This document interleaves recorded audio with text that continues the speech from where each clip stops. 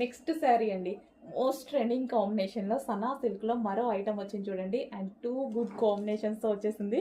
So ఇది వచ్చేసి మనకి వైలెట్ శారీకి వచ్చేసి మెహందీ గ్రీన్ బార్డర్ చూసారా, మెహందీ గ్రీన్ చాలా నీట్గా ఉంది.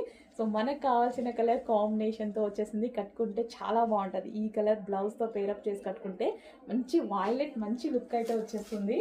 డార్క్ వైలెట్ వచ్చిందండి. డార్క్ వైలెట్కి mehndi green combination, two different combination అనమాట.